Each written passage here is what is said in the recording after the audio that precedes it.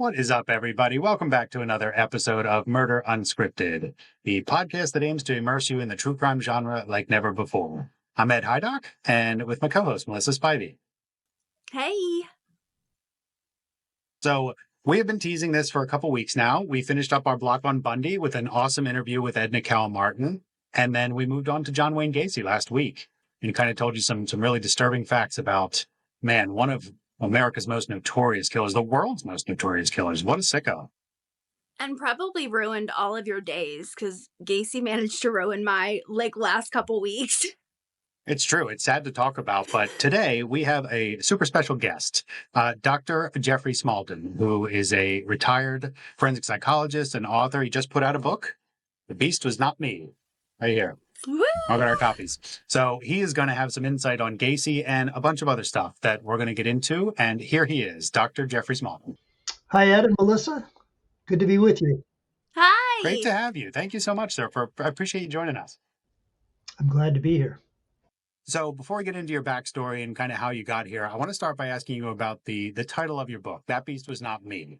Where did that title come from, and why did you deem it worthy of a book cover? Well, it's a quote from the first proper letter that Charles Manson ever wrote me in March of 1975 when I was still an undergraduate student. And I chose it for two reasons. One, Manson was protesting against the public perception of him as this one-dimensional monster, as if he didn't contribute to the creation of that persona. But he was protesting against it and saying, that's not who I am. And I found over my years of working with a wide variety of killers, particularly some of these notorious repeat killers, that's a very consistent theme of theirs. They're very resistant to attempts by anyone else to put them in a box, in any way minimize them. They see themselves as a world. So they don't like being minimized or put in a box. So, Gacy would frequently say to me, I know you're expecting the monster, but now you're going to meet the man. That's how he talked about himself. And it's sort of I think a kindred quote to Manson's, that beast was not me. I'm more complicated than that. So I chose it for that reason. And a second reason is that one of the themes, I think, that runs throughout my book is the difficulty sometimes of drawing bold lines between killers and the rest of us. And I cite any number of things in my book. For example, the woman who is marketing on one of the murderabilia websites baggies of dirt, Yes, allegedly drawn from Gacy's crawl space. And you think, who would do that? That's bizarre. And who would buy them and believe that they came from the crawl space? But there are many instances cited throughout my book of ostensibly normal people acting not, in some ways, not so different from people who commit murder. And I identify myself as one of those, in particular in an anecdote that appears in the chapter devoted to my work as the defense expert on the case of Notorious Ohio serial killer Thomas Lee Dillon, where I found myself hoping for my opportunity to appear on 60 Minutes, even though I knew that if my hope was fulfilled, there was a possibility that the killers, then known as the DC snipers, would kill again, which they did. Mm-hmm. And I had to ask myself, wait a minute, you were actually willing to set the stage basically for the murder of more victims by this person or persons who was the DC sniper so that you could be on 60 Minutes. Unreal. And I had to grapple with what that said about me. I have a fun DC sniper story. So that is around the time that I had started on Forensic Files, and we would do, this was in Allentown, Pennsylvania. So not in Hollywood, not in New York City. So we were in this little town, and they hadn't caught the guy yet. So we were doing a story and a recreation. We would always recreate the crimes or what we think happened based on the evidence.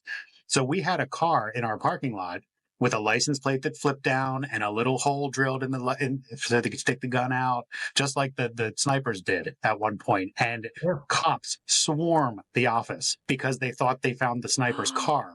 And because we get a replica, so that was my Because first they thought experience. they had found the real car. Yes. Oh, wow. Well, in my case, it was the morning. Well, I was hoping to appear on this episode of 60 Minutes. I've been watching that show since I was a kid, and I thought that'll be cool to be on 60 Minutes. But when we were taping the episode with Scott Pelley doing the interview, they thought that maybe they had caught the snipers that morning. They had detained two guys who turned out not to be the snipers. But during his interview with me, Pelley was called out into the hallway, and I overheard him speaking in hushed whispers. And that's when I was thinking, man, I hope those guys aren't the real snipers, because if they Right. are, this story will immediately get quashed. It'll mean nothing, and it won't appear on Wednesday night. Yeah, but I had to grapple with what in the world that said about me. Yeah. So, anyway. So why now? What was your motivation now after all these years? 50 years in the business, long time.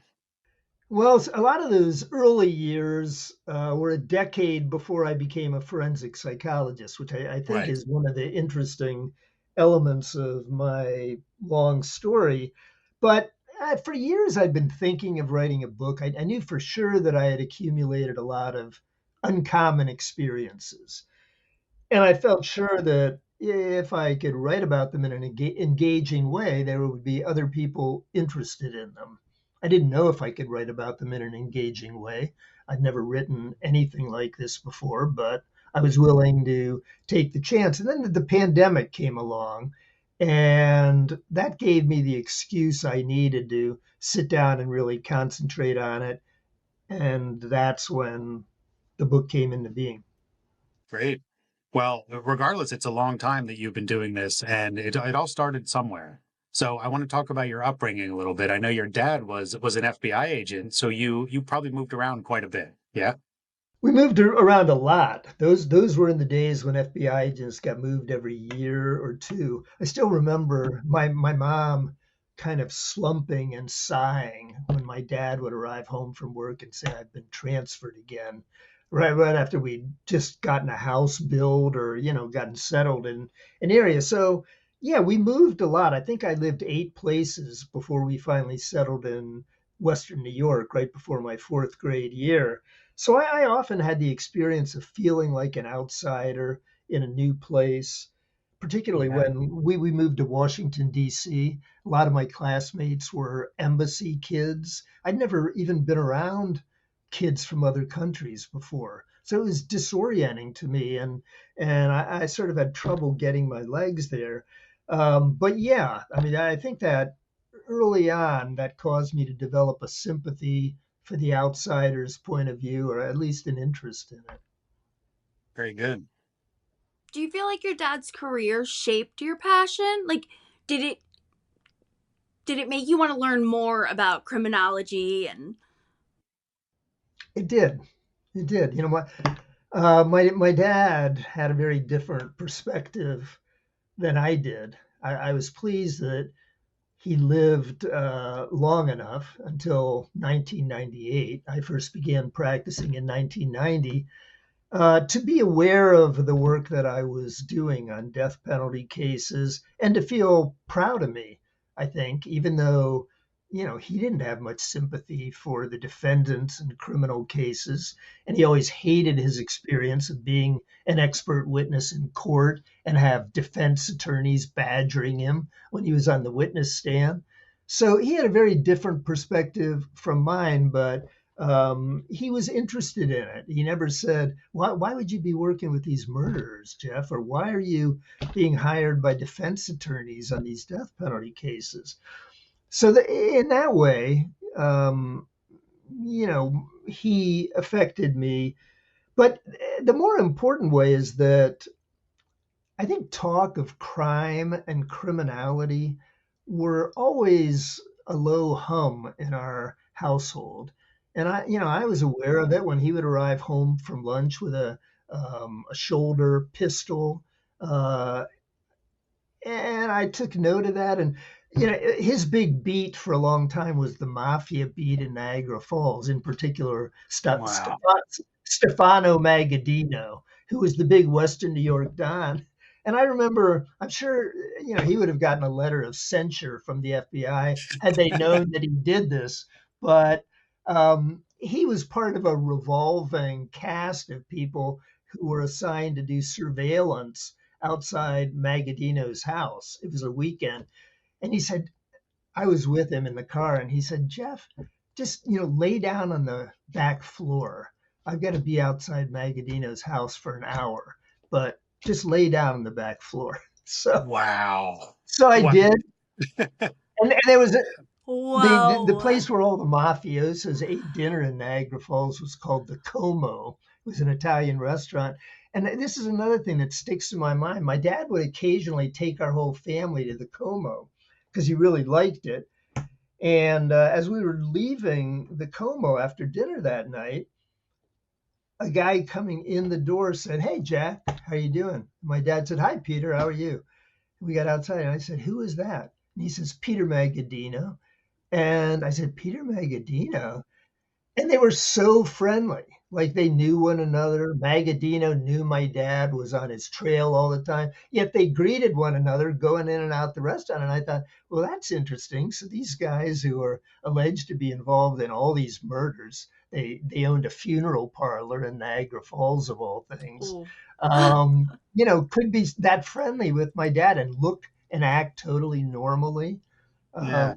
So those were a couple of the incidents that, yeah, I was always thinking about crime and both sides of the law. That's Do so you cool. think what do you think your dad would say about if he were alive today and could see your kind of illustrious career and all the people you've interacted with and the murderers you've delved into? Because it sounded like he wasn't really interested in the why. He was just putting bad guys away. I think he'd be proud of me, and I think he would. I doubt whether he would read this whole book that I wrote. He was never a big reader except for sporting news and U.S. Mhm. News and World Report. But he would be proud of me. And like he was alive when I was spending this 20 hours with Gacy in the late 1980s. He knew about that. He knew about all the Manson chapter earlier in my adulthood. He knew about my exchange of letters with Bundy, and he knew about the beginning of my 3-year correspondence with Gacy. And I'm pretty sure that he was thinking, "What the hell are you doing, What are you Jeff? doing, Why, right? why, why did you do this?" But he never said, "Don't do it," and he was always Yeah, interested in it. very good. Yeah, So correct me if I'm wrong, but you enrolled at Valparaiso in 1970, 71, right? And 70, during that time, 71. 71. And during that time is when you really started kind of latching on to the Manson murders from the late 60s. And that was because of a book you read, correct? Correct. I mean, I never paid any attention to news about the Manson murders when they occurred in '69. I was a sophomore in high school and interested in sports, music, and social events, basically. I didn't pay any attention to it at all. But I went to England for the fall semester my junior year, and I just picked up off one of those metal revolving book racks and you see in bus depots and train stations. And it was an English edition of the book The Family by Ed Sanders. And we were my buddy and I were up in the Lake District at the time, so I was looking for something to read, not necessarily the romantic poets either. Right. So I plucked this book off the rack and I started reading it, and I was just amazed by it. There was talk of sort of black market porn and orgies and just crazy rituals on the beach with blood and animals, and I thought, wow, this is wild. And I remember when I got to the end of it, Wow. it mentioned that a lot of these people who had congregated around Manson weren't in prison. And I thought, what? Right. I just kind of assumed that all these people would have been led a like so many cattle into a maximum security prison. Right. And I learned that some of them were out, so that fascinated me. Then my senior year, 1974, this experience I just described was in fall of 73.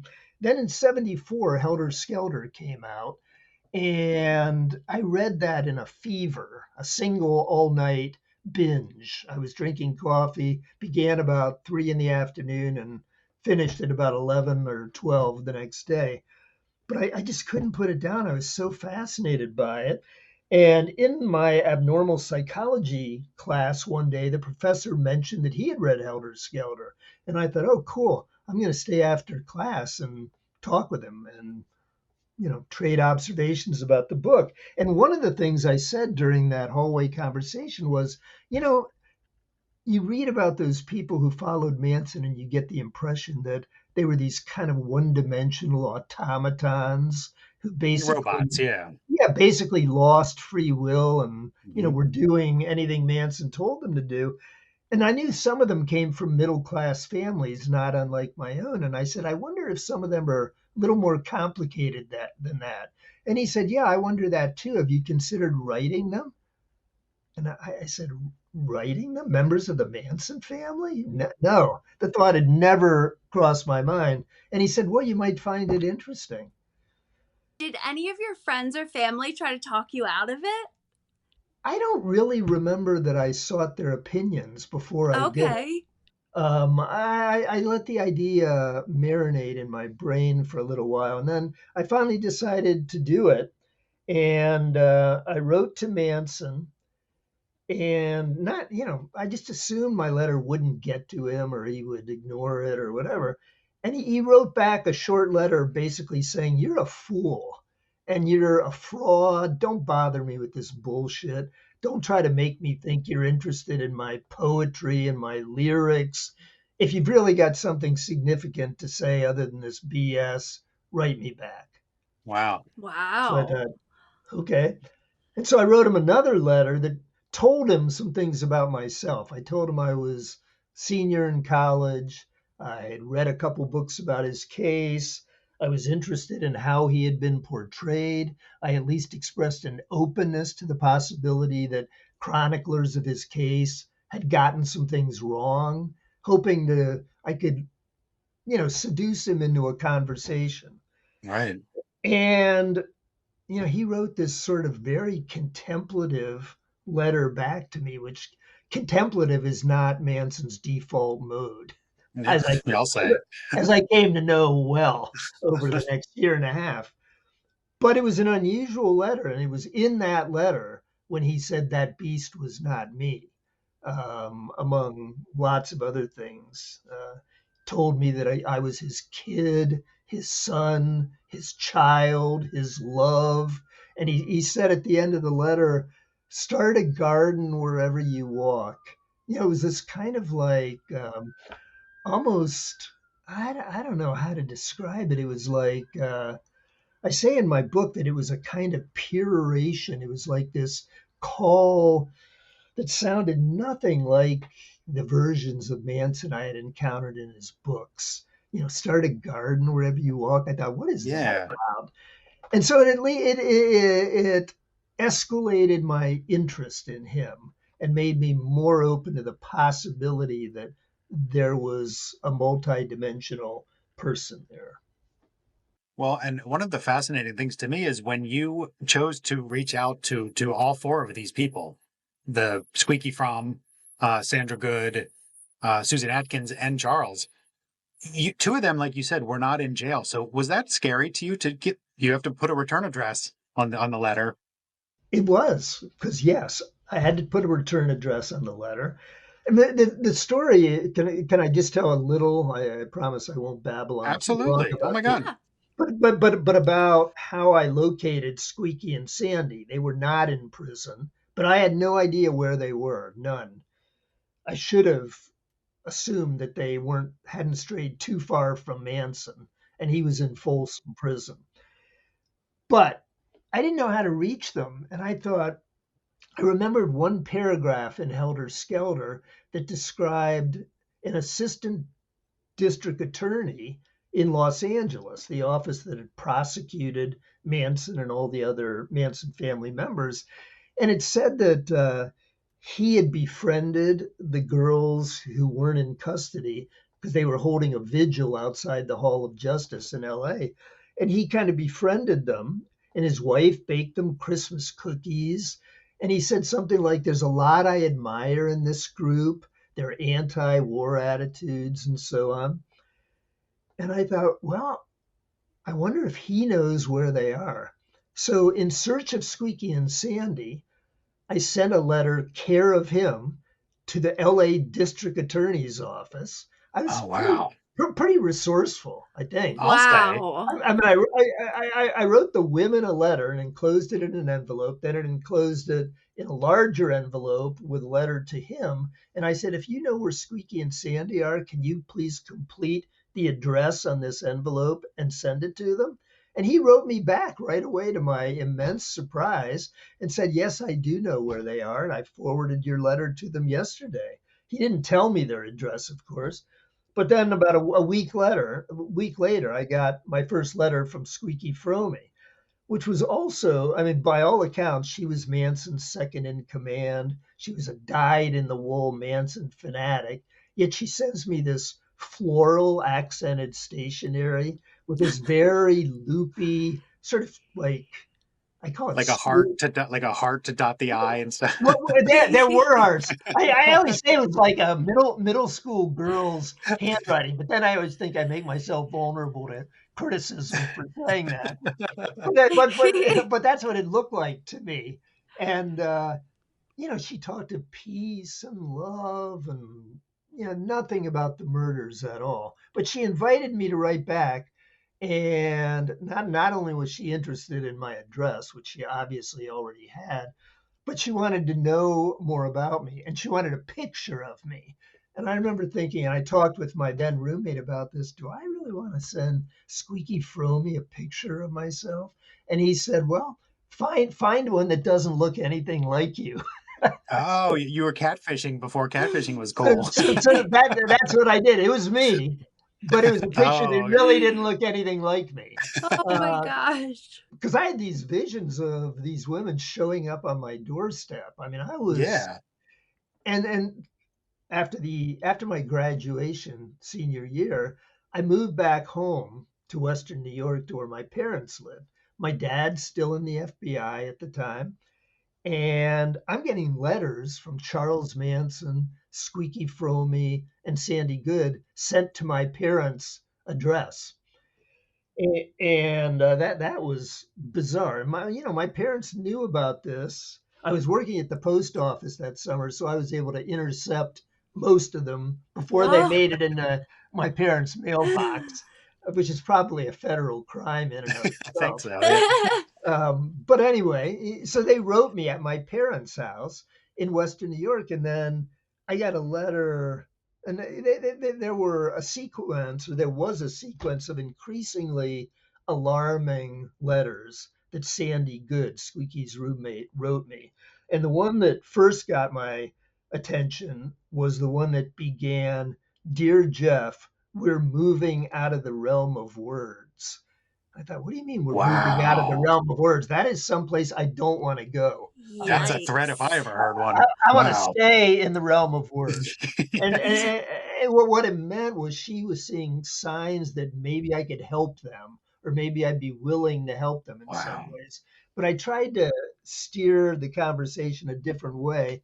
And then about 2 weeks later, I got the last letter I got during that period from Sandy Good. And it was truly alarming.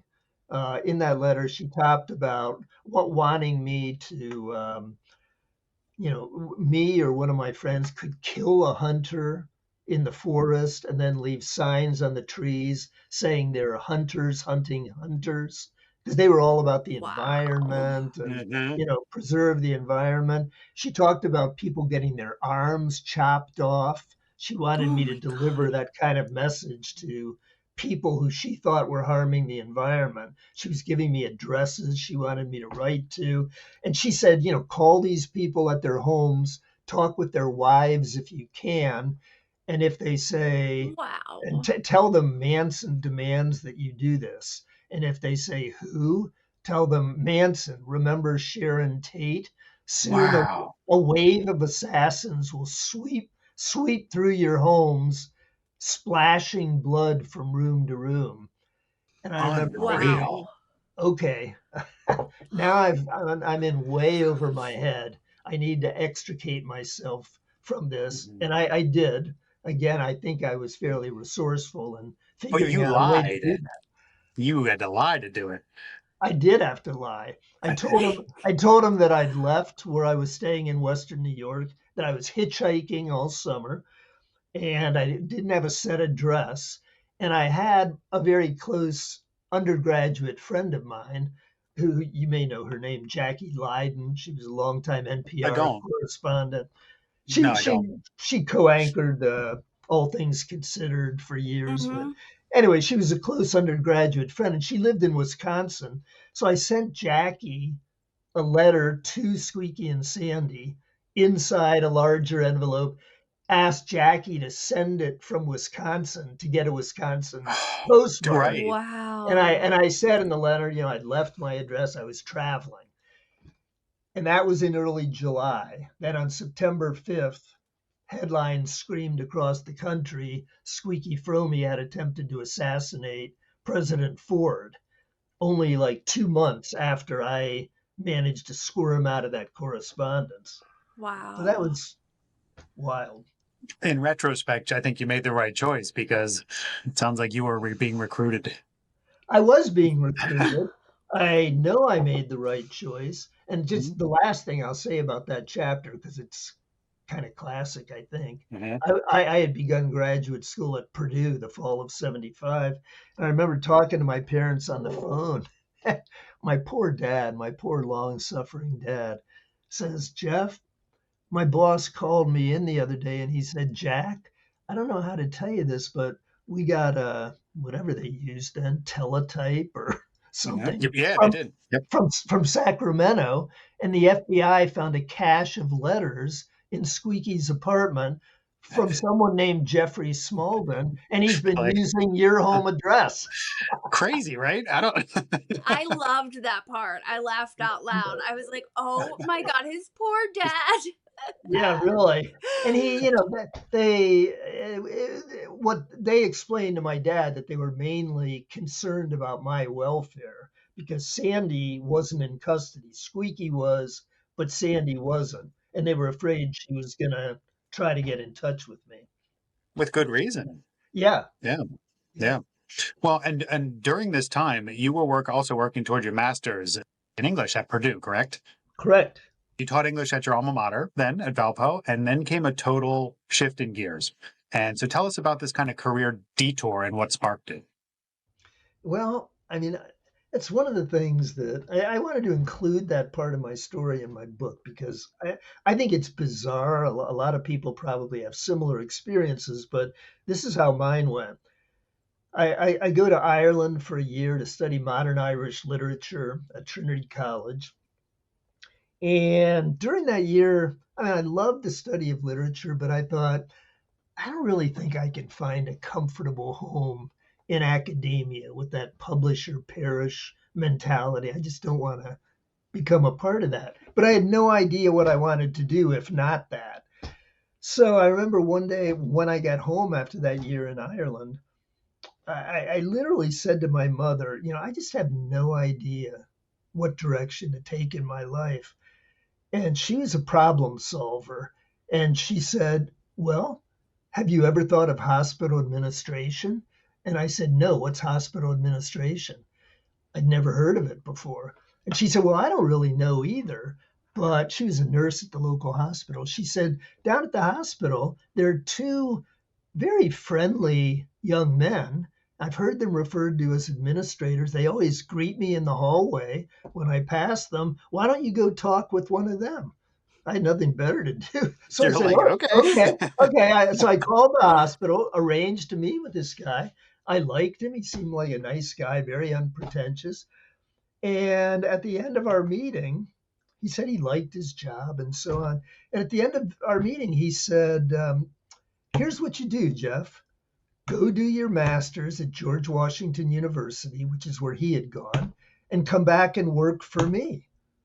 I had no other prospects at the time. It sort of sounded like a job offer. So I did it. The next day, I applied to George Washington. It was the only school I applied to.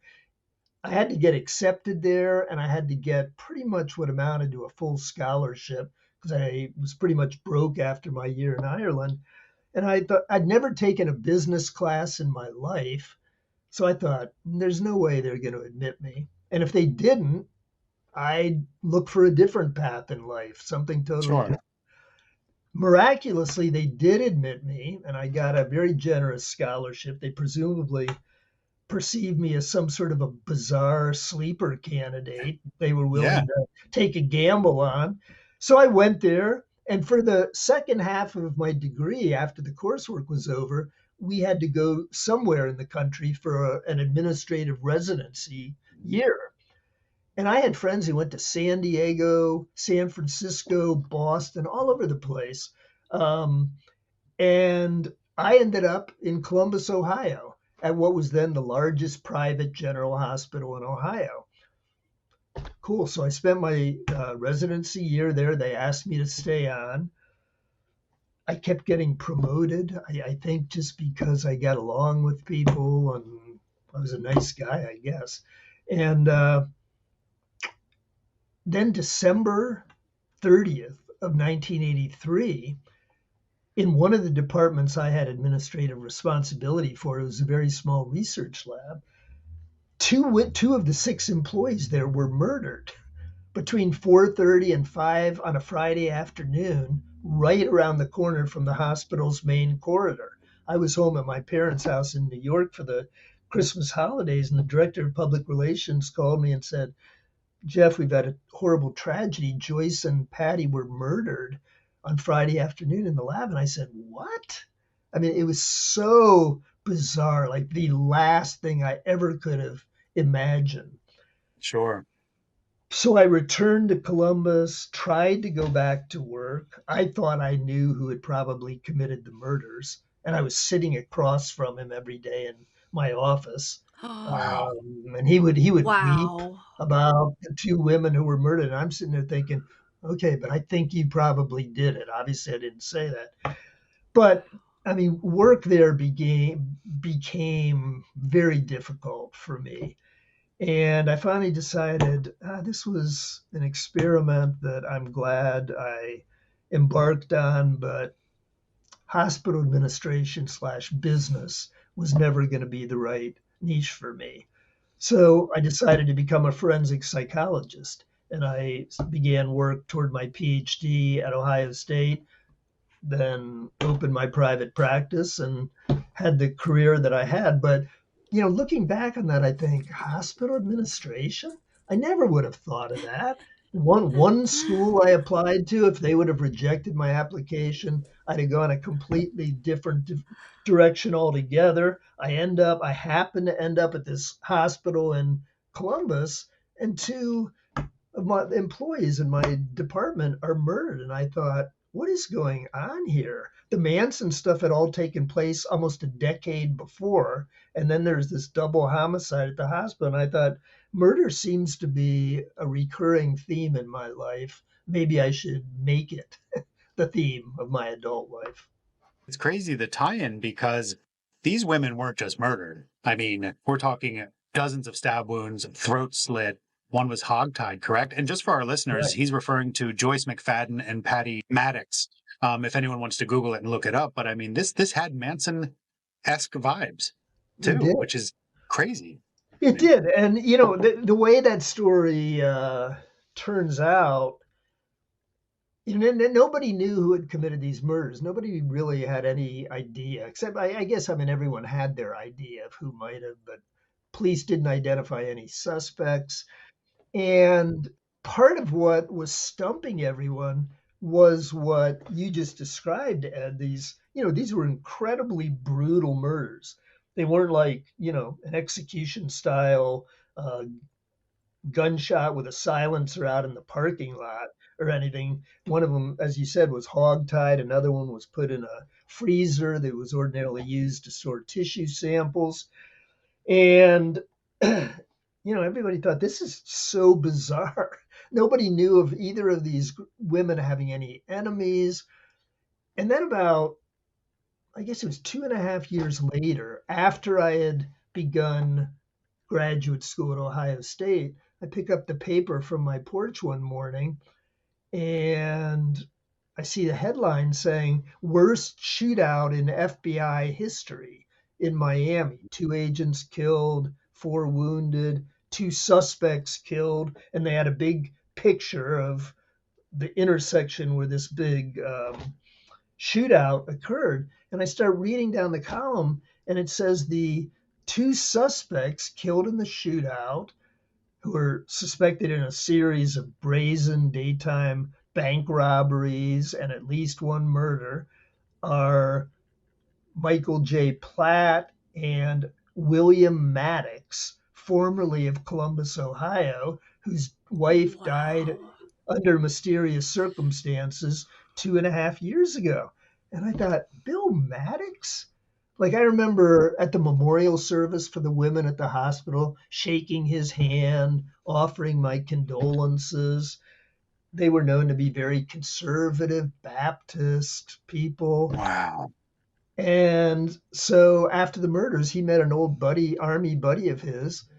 They went to, another element of that case that just makes it all that more tragic and bizarre is that at the time of Patty's murder, she and Bill had a 4-month-old daughter. Oh. Wow. I didn't know Yeah. that. Yeah, 4-month-old daughter at the time of Patty's murder. So Bill took the baby along with his old army buddy, moved to Florida, started a landscaping business, and then got involved in this spate of crimes that ended in the shootout.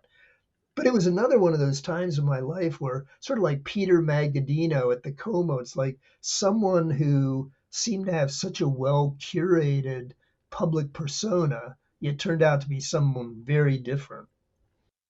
Well, and it's probably safe to say that incident is what kind of sparked you to start to figure out get in the minds of killers. Why do they do what they do? Yes. Yes. I mean, it altered the trajectory of my life. That was in December of 1983. And it totally altered the trajectory of my life, everything that came after that. Great. Well, I want to shift gears for a second and talk about Ted Bundy, only because we covered him a couple weeks ago before our interview with Edna, just to set people up in case they don't know. I mean, I don't know anyone who doesn't know the story by now, but it leads into a guest really nicely. So walk us through your brief interaction with Ted Bundy. Was it an attempt at all to try to figure out who killed Patty and Joyce? It was. I knew in 1984, 1984, before I began graduate school at Ohio State, I'd read a number of books about the Bundy case, including one called The Only Living Witness, where one of the co-authors, Stephen Michaud, had met many times with Bundy and had offered Bundy the opportunity to talk about his crimes in the third person. So without incriminating himself, Bundy could say, I think the person who committed this crime would have done this, would have been thinking that. So I knew that Bundy had participated in such an exercise once before. And I also knew that Bundy was known for sometimes seeming to disappear into thin air after the murders he committed. People just couldn't believe it. They saw this woman one minute, she was walking around the corner, and then she was gone. Nobody heard or saw anything, and whoever killed her was gone. So I thought, Bundy's on death row in Florida, but denying any culpability for any of these murders. But I figured this is a guy who knows something about murder and knows about how to disappear after committing one. So I wrote him a letter in 1984, and he would have known from writing my letter that I knew a lot about his case. I asked a lot of very specific questions, and I said I was interested in having a dialogue. And I figured if I could coax him into a dialogue, a discussion of the Riverside murders could come later. We could get to that if I managed to develop some rapport with him. And I told him at the end of the letter, I said, I'm not trying to bother you. If you don't respond to this letter, you'll never hear from me again. And I didn't hear from him. So I just thought, well, that's that. Bundy's not going to respond. And then a little over a year later, I reach into my mailbox and get a letter with Ted Bundy's handwritten return address on it.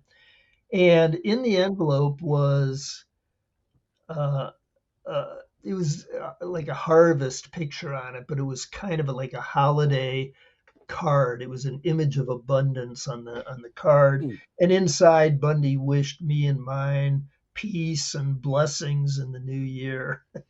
But the classic was, and before I get to the actual text of the letter, which was pretty short, Bundy's signature characteristic, and you touched on this in your interview with Edna Cowell Martin, but was the incredible distances that he would travel in search of victims. She talked about being in Seattle, but he went to Utah and Colorado and then ended up in Florida. So the FBI called him a rover. He was very mobile. And I knew that, and he would have known I knew that from the letter that I wrote him.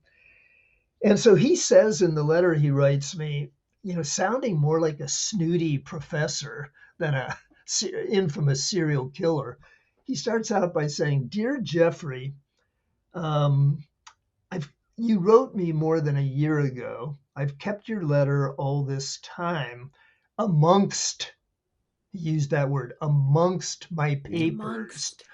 Yeah, sounding like a professor. And then he says, "I Yeah. apologize that it's taken me such an inordinately long time to respond to your letter." And he says, "As far as your questions, all I can say is I thought they were particularly searching and thoughtful." And then he says, "You asked how I'm doing. All I can say is that here's a guy sitting on death row for a brutal attack on a number of women in the Chi Omega sorority at Florida State, and the sexual assault and murder of a 12-year-old girl. He's got those two separate death sentences. And he says, all I can tell you is that I've never felt better in my life, spiritually, mentally, and physically. I hope the same can be said for you." And then here's the great part. The sign off to his letter. He says, "Take care, watch yourself, travel light. Peace, Ted." And I thought, that's just the classic serial killer's tease, trying to be the clever guy who I'm not going to admit these crimes to you, but I committed them. I know I but committed wink, them. wink. Wink, Yeah. exactly. Wink, wink, Yeah. wink. Aren't I clever? And I say in my book, there's a part of me that felt mildly flattered because he identified me as someone who would get the joke. And I did. So I've always Wow. thought that was sort of a classic, even though it was a brief exchange. So we want to get into Gacy, but we want to dig a little bit more. And I want to start our convo on Gacy by reading a quote from your book, which is actually a quote from Alec Wilkinson, a journalist who interviewed Gacy as part of that multi-part interview that he agreed to before his execution. And Alec said in the New Yorker, quote, "Visiting Gacy is like spending time with someone who is pretending to like you, to separate you violently, if necessary, from something you possess," end quote. And then you follow that up with a short but very poignant sentence, "like your life." Mhm. And in my I got opinion, goosebumps when I right, read that. because we had just spent so much time, everyone knows the story, but we re-researched this for our episode, and it was like, to listen to the things that he was responsible for, that's a perfect characterization, in my opinion, of Gacy. Well, I thought the Wilkinson's article in the New Yorker was fantastic. I mean, he described the Gacy I came to know, and there are any number of observations in that article. The first sentence of the article was, "John Gacy is obsessively fond of defending his innocence, which is imaginary. That's the statement that the article began with. But I think the quote that you mentioned, Ed, is a really good one. He also said he talked about Gacy's personality having collapsed years before and been replaced by a catalog of gestures and attitudes that he could use to sort of mimic a normal person. Again, as we've noted a couple of times during this conversation, the carefully curated public personas that these people tend to be so good at. I've often said, if only they all looked like Charles Manson, it would be so much easier. We would all know to turn and run, but they don't. Yeah. Most of them don't. I mean, the time I spent with Gacy was, even though it was almost 40 years ago now, but it's so vivid in my mind. I spent about 20 hours with him across 4 days. Yeah, before you get to that, you had, Melissa, you were talking about, you wanted to get into some of the letters. Before we get into you meeting Gacy, you had pen pal relationship with him. For quite a while before you actually met in person. Can you tell us what the letters entailed? Any of our listeners haven't read your book yet, but it was a lot of Gacy talking about himself, right? Right. I mean, he was sort of astonishingly egocentric in a way it's hard for people to imagine unless they've been in the presence of a true narcissist like Gacy, where everything had to do with him. He would, I say in my book that, we'd be talking and he'd be just babbling on about all the reasons he shouldn't have been found guilty of these murders. And like Wilkinson says in that article that at times Gacy's company was so dreary that Wilkinson would take his watch off, so he didn't have to look at the face and tick off the minutes they were going by so slowly. And that was my experience too. But I mean, Gacy, in his letters, I learned quickly how prickly he could become, how quickly. But it sounds like over the same things. Like he'll ask you a question, you'll answer it, and then he'll be like, that's not what I asked you. I didn't say that. Or like he would twist anything. Always he had some objection. He would ask me a question, I would answer it, and then he would say, well, there you go again, Jeff. You're into the fantasy and the hypothetical and the speculation. Come on, you're smarter than that. until the next exchange like that. Yeah, ridiculous. He's very, very thin-skinned. In fact, after our first exchange of letters, he was ready to bail out of the correspondence. He said, I feel like, you want to make this an interrogation rather than a pen pal type situation. Maybe we should end it right here. But then he ended that letter saying, write me back if you want. And I did. And, that was smoothed over. And we ended up, as I said, corresponding for 3 years.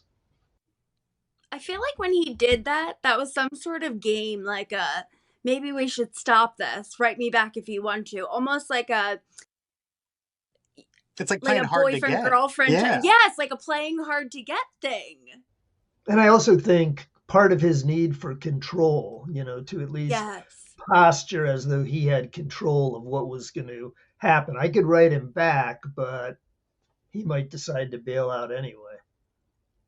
Well, and one of the things that Gacy asked you, and I don't recall if this was in the letters or in person, but why normal people were so fascinated with killing and killers in the first place. And that seemed to be kind of a theme with him, right? That he considered himself a normal guy, just like you. He's like, I'm just like you, Jeff. I don't know. We're normal guys, just two dudes hanging out, right? That's what he would say. Yeah. Why do people have to make me into this monster? I'm just a man. I'm just like you. And he would even say, well, I drew him into a discussion of psychopathy at one point because I had written a paper for one of my graduate school classes. And I thought, well, I'm interested in what Gacy would have to say on the subject of psychopathy. And he was delighted. He Wow. was pretty much delighted for the opportunity to weigh in on any topic because he Sure. thought he was an expert, including on the mind of the serial killer, never seeming to appreciate the irony of him declaring he knew anything about it from Yeah. firsthand experience. But Yeah. he thought nothing of pontificating about that. Um, but yeah, I mean, he would always posture as though he was the one in control and he could determine the direction things were going to go. Man. So how did you get then from being pen pals to making the decision to go visit him? Was December 15th, 1986? He invited me. He said, I'd be love to have you visit sometime, and be sure when you check in, don't whatever you do, don't identify yourself as a psychologist or a journalist because they won't let you in.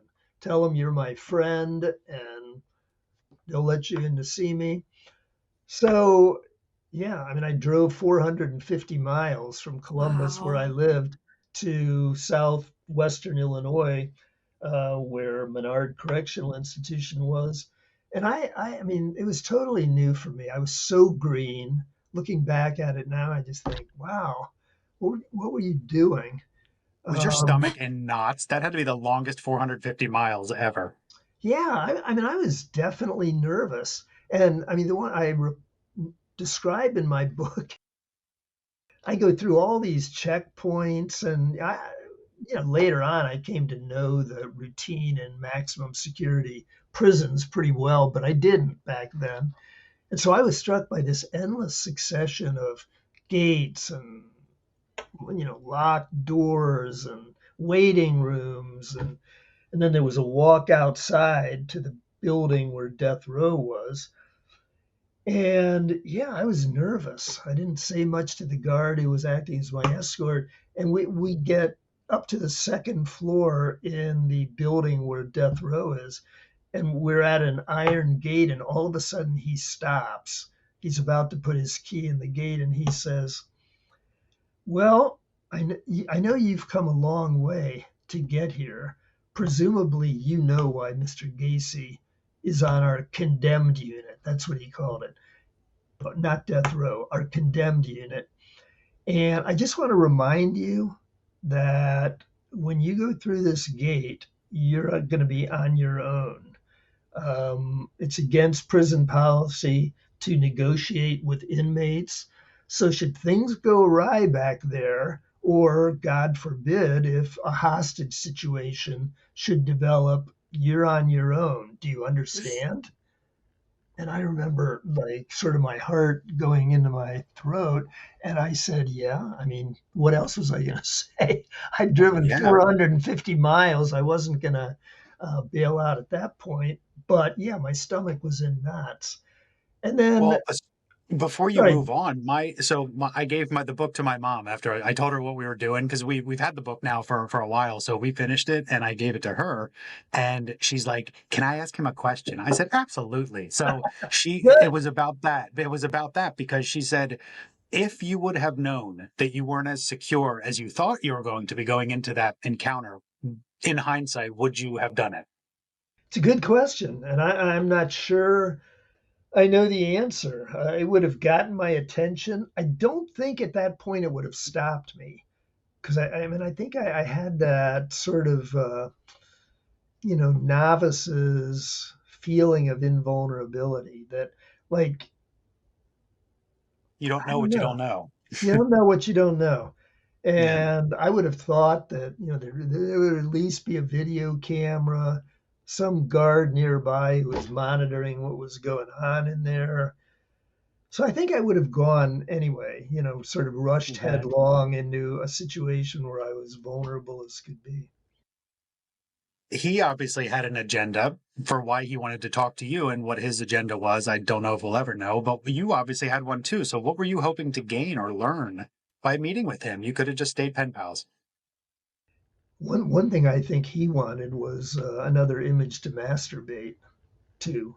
frankly. That's mhm. I mean, he told me at one Yeah. point, you looked younger than I thought you would be, which meant I Oh, was dropping down in the upper part of his Mhm. age His cohort. range. Yeah. Yeah, so I mean, yes. I very much think that he saw me in that way, particularly when he got a picture of the two of us to take back to his cell. The But Polaroid. the Polaroid, yeah, I mean, Yes. I knew what he was going to use that for, but what was I going to say? You can't use it. You can't use it that way. Right. It Yeah, just, right? but I knew, I knew. So what did I want? I mean, in the most naive way possible, I wanted to see what he was like. I'd read these books about him, and I thought, yeah, this guy is an out of control maniac. One this well known forensic psychiatrist who testified at his trial, famously or infamously, during her testimony, was asked, "So, do you believe if a policeman had been in the same room when Gacy was with his last victim, Rob Peast, do you believe Gacy would have killed him anyway with a policeman there?" And she said, "Yes, I do. I believe he was that out of control." So, I had in mind this guy, not just with serious impulse control problems, but who sounded like a maniac. And I was interested enough that my interest overcame my sense of vulnerability, I think. I wanted to see how he would present himself. I also wanted to sample the extreme narcissism that I knew from the reading I'd done was at the center of his personality. I figured he would deny the murders, but I was interested in how he would do it, particularly when I began nipping at around the edges of his denials. His comfort zone. Yeah. Yeah, and I was frustrated for the most part. I got him to talk about 5 of the murders, but he would say, that punk came and worked for me for a while. His mother asked me to help get him off drugs, and then he just disappeared one day. And I said, "Well, didn't they find him in your crawl space?" And he said, "I can't get into that. My Yeah, attorneys that's have the told one me." thing he wouldn't talk about. Well, My, and it blew my mind to know that his first response was to bash those victims oh, rather than, absolutely. I don't know anything. Oh, yeah, Mm. absolutely. The one who survived a long night of torture at his house and then testified at his trial, Jeffrey Rignall. When I brought Rignall's name up, he said, "Yeah, that punk took the stand. He even vomited on the stand. Yeah, He was a punk. The police knew he was a punk. Like, just totally trashed him." it's This very much like his dad would talk to him. probably echoes of that, yes. Yeah. Yeah. One. So, one of the big things we noticed, because we talked about Bundy and then we talked about Gacy, and we kind of noticed that the two of them had very similar characteristics, but yet are so different. Like, they're both into politics. Granted, Bundy was a Republican, Gacy a Democrat. They both were super narcissistic. They both lured people with their charisma, but Bundy was very handsome, whereas Gacy was not. But why do you think they were both so successful at what they did? Yeah, it was like they both used the same technique, this charm, but Yeah, but so different. apples and oranges. Yeah, totally different personality styles, but they were both psychopaths, and they, were very good at it. I mean, people like them who managed to commit as many murders as they committed over a period of time are very skilled. They're very well camouflaged and very skilled at this kind of, as Alec Wilkinson put it, this catalog of gestures and attitudes meant to mimic normal people. I think they were both hyper observant of other people, and that made them able to not just mimic some of the normal aspects of other people's personality pretty well, but also to identify other people's vulnerabilities and choose kind of the avenue of access where these people would be most vulnerable. Hmm. And it's wild. And you may have heard it at the end of Edna's interview, but we started ending our show with this little catchphrase that Melissa told me when we first met. And I was like, that's the stupidest thing I've ever heard. She said, perverts don't wear signs that say they're perverts. It was advice that her aunt gave her when No, she was it your my college friend's mother used to tell us that before we used to go out. and it was like, well, no kidding. But then I never knew how it became like our little mantra, because the more cases we cover, that's exactly right. And you touched on it. People hide in plain sight. These were normal guys that you would never, ever, ever suspect would be responsible for something so heinous. Absolutely. That's true. And the fact that they're able to pull that off is a big part of the thrill for them. The hiding in plain sight, operating right at the margins where law enforcement begin. I mean, that's a special thrill for them. I always think of, the serial killer Ed Kemper driving through the security gates at the college where his mother worked with corpses in his trunk.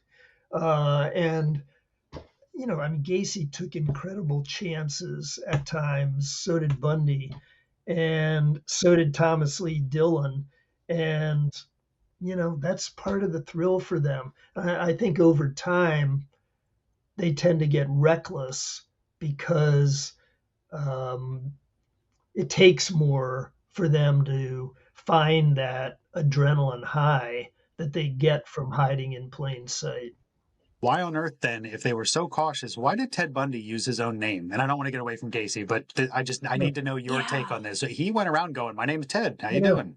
No, I think that's a great question. I wish I had an answer for it. I listened to your interview with Edna Martin, and you asked her that same question, and she said, "Yeah, it's a mystery to me too." It's always been a mystery. And when I've read about Bundy, like particularly that double homicide at Lake Sammamish, like, Yes. I mean, you approach these women, identify yourself as Ted, allow yourself to be seen in a tan Volkswagen. But the only way I know to account for that is that was incredibly exciting for him to identify himself by his real name and still get away with it. And he Wow. probably loved it when Edna, his cousin, approached him and said, what is going on? These murders are being reported in the Oh, paper, and she's attributed got a to someone named picture. Here's a Ted, picture of the and guy. it's a Yeah. Volkswagen. And Bundy And says, Yeah. he's like, yeah, yeah, isn't it? I weird. mean, it's bizarre, isn't it? Yeah, I mean Crazy. that's the best explanation I can get, but that's always been a mystery and a Yeah. fascinating part of the Bundy case for me as well. So I have to know, do you still have the cigar that Gacy gave you? I do. Wow. Oh, my goodness. Fortunately, it's wrapped in cellophane still. But yeah. I mean, I thought I had to open my Gacy chapter with that little anecdote where he was sort of Absolutely. begging me to smoke this cigar in his presence. And I said, no, I think I'll wait until I get home for that one. We won't make you elaborate on what he was implying. I knew what he was implying. But yeah. Oh. Let's talk about his paintings real quick, or maybe tell us about them. I mean, the ones you purchased and then the one that you were gifted. That's so wild. I was gifted one and I bought two. The two I bought were for $30 each. And one day I wandered into one of these murderabilia sites online because I was interested in the culture of that site. But also I wanted to test the market, not because I wanted to sell the paintings, but I thought, how much will people pay for these things? A lot. And like at the end of the first day, I posted pictures of the paintings I had. Like I could have made $8,000, even though I paid a total of 60. So yeah, and I thought back to what Gacy at the time said to me, Jeff, you really ought to purchase some of these paintings. Their value is just going to go up and up. If I were you, I'd buy some of this clown sequence. It's probably going to be my most famous one. And then he'd say, Picasso had his style, I have mine. I mean, just extraordinary grandiosity. But anyway, the two of those three paintings that I talk about most frequently are, he did his version of the famous Picasso line. I don't know what it was originally made with, but it was a drawing of Don Quixote on his steed. And Gacy's was a knockoff, but he did a pretty good job of it, I thought, copying it. And he called his The Quest, and he put my initials on Don Quixote's shield, JS, because he said he saw me as a quester after the truth. And I remember when he told me that, I thought, what does that mean, to be called a quester after the truth by one of the 20th century's most prolific liars? So that was one of them. The other one, and I think this is a very telling anecdote, Gacy would bring a couple paintings out to our meetings, and he would lean them on the wall. He'd set them on the table where we were meeting and then lean them on the wall. And he would say, no pressure to buy these, Jeff. I'm showing you a couple of these because I want to remind you that my sale of paintings is what allows me to send letters and buy postage stamps. So making me think like by purchasing one of these, I would be supporting him as my correspondent. And we were sitting that day, and I was kind of bugging him about the victims that he said he knew something about, trying to draw him out on those. And he says, Jeff, he positioned his hands like, you'd fan out a deck of cards. And he says, I've got a picture back in my cell of every one of those kids who they say I killed. And you know what? Those kids are no more real to me than, and he paused, like he wasn't sure how to finish the sentence. And leaning against the wall was a painting he had done of the 7 dwarfs in Snow White. And he finally pointed out, and he said, they're no more real to me than those cartoon characters in that painting. And I remember thinking, that is probably the first true thing he said all day, that his victims really did have no more reality to him than these cartoon characters. That 7 Dwarfs painting, the one thing that I thought was really interesting was that there was a little shovel in the corner of the painting. Yes. That wasn't necessary, you No. know? No, that really stuck out to me too. This is a painting of the 7 dwarfs and the mine. They're at the door to the mine. And Gacy's guy who had 26 bodies in the crawl space under his house, 4 more buried elsewhere on his body. Then he started throwing them in the Des Plaines River. But yeah, on the bottom left-hand corner of the painting of these dwarfs at the mouth of the mine is this shovel. And I knew by that time I couldn't bring it up to him. I couldn't say, John, what's the deal with that shovel? Yeah. What are you saying, Jeff? What are you saying? Yeah, exactly. He would say, Yeah. he would have been outraged because I had tried that earlier. I described the incident in my report where he wanted me to solve these puzzles, and one of them, the solution was 6 feet under. And I said, that one made me kind of uncomfortable, John, given the facts of your case. And he acted outraged that I would have even implied a connection with his case. How could you say such a thing? So, but because of that experience, I knew that there was no use mentioning the shovel, or he would have had a tantrum. Well, eventually in February of 89, I guess you decided to end your correspondence with Gacy. What precipitated that decision? Because, just from hearing you talk about it and reading the book, I imagine it was a pretty exhausting relationship. Yeah, exhausting is a good word for it. And by the time I ended it, my wife and I had moved to Connecticut. I was doing my 1-year pre-doctoral internship at a state psychiatric hospital there and writing my 500-page dissertation, getting up at 4 every morning for 5 hours before going to work. So I had a lot going on, and yeah, I was just exhausted. I just thought I can't do this anymore. And so, we didn't agree to end the correspondence. It sort of ended with a whimper rather than a bang. I just didn't respond to one of his letters at one point, and that was that's it. kind of it. Yeah. Well, before we move on, I want to make sure we touch on Dylan, because that was a catalyst to a different stage of your career. So let's hit on that too. Yeah, for people unfamiliar with the case, in the late 1980s and early 1990s, there were these bizarre, seemingly inexplicable killings in counties in eastern Ohio, rural counties in eastern Ohio.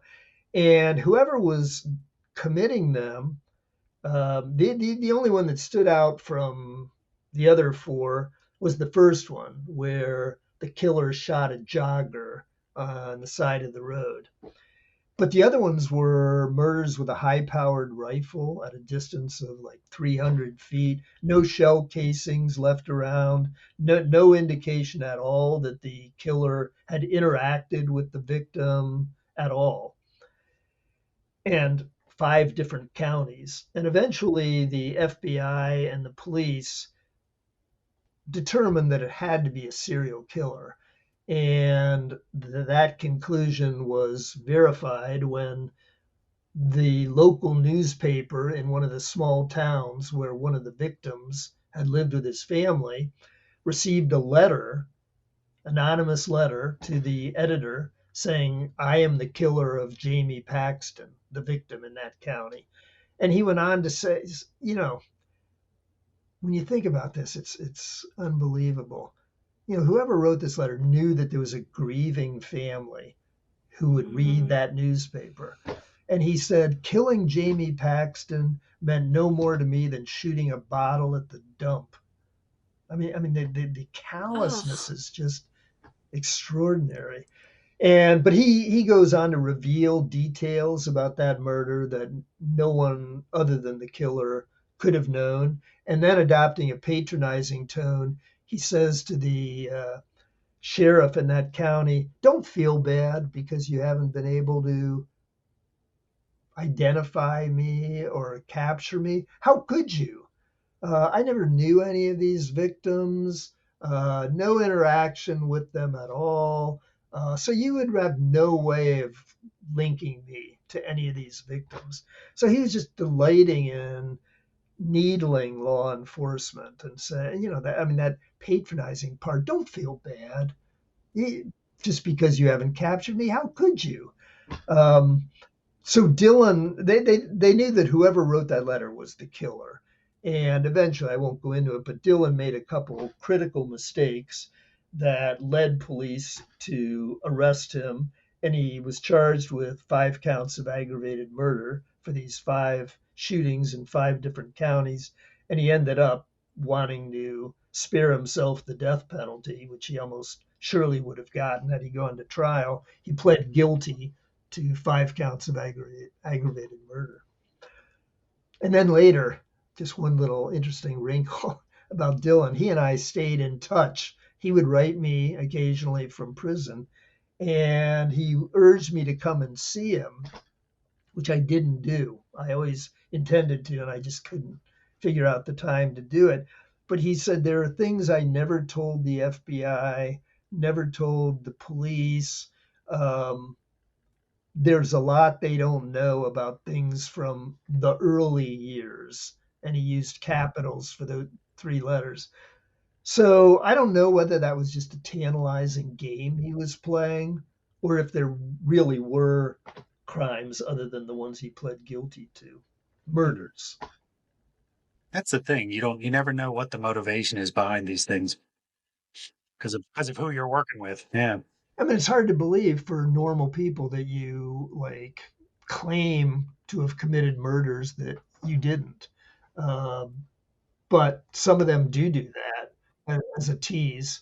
I mean, Dylan would have found himself in trouble, I think, because part of his plea agreement was that he tell the whole story. And if after he was sentenced to prison, he revealed things he didn't reveal to the police, I'm not sure of the legalities of it, but I think he might have been vulnerable to the death penalty again. Wow. There's just so much that we would like to just spend 4 hours talking to you about stuff. And I wish we had more time because one, I don't want to spoil your book too by giving away too much. It's such an incredible book. But in your career, you have consulted on nearly 300 capital murder cases and spoken to, what is it, more than 1,000 murderers. That's absolutely incredible. And I'm curious to know if that's what the graduate student signed up for when he wanted to know what makes murderers tick. Well, kind of. I mean, I was always interested in violent crime, and so I knew death penalty work would be kind of a natural fit for me. Those were the worst of the worst. The ones that Mhm. the state wanted to kill. A lot of them very high profile cases involving multiple victims. So yeah, I always knew I wanted death penalty case consultation to be a central part of my practice. And it was. I mean, I look back, I was very fortunate. I ended up having pretty much the practice I dreamed of having when I began graduate school. So it Wow. worked out well for me. What would your advice and opinion be about me writing to Gary Ridgway? I am very fascinated by him and his cases, and that he used a picture of his son to make people feel better about getting in the car with him. Like, that's just so manipulative. And I'm just dying to know, like, what is happening in that obviously screwed up brain of his.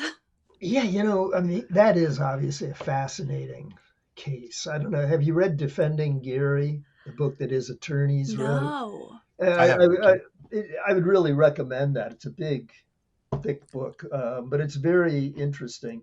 And I don't know, any of the interviews I've ever seen with Ridgway, I can't diagnose him from afar, but whenever I see them, I think something is seriously wrong with this guy, other than the Mm-hmm. fact that he kills all these people. I mean, he looks autistic or somewhere on the Yeah. autistic spectrum. There's just something off about him, just his manner of responding to questions. When they ask him, is obviously baiting him. One of the law enforcement officers says, well, Gary, on a scale of 1 to 10, how would you rate yourself as a serial killer, with 10 being the best and 1 being the worst? And he maintains a completely straight face and he says, well, I'd have to say a 10.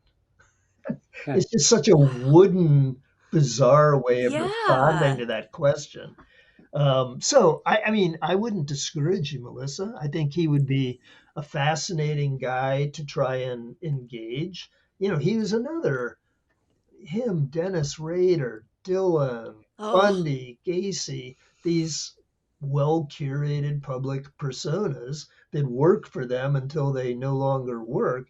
But, Ridgway, the woman to whom he was married when he was eventually arrested, spoke very lovingly of him.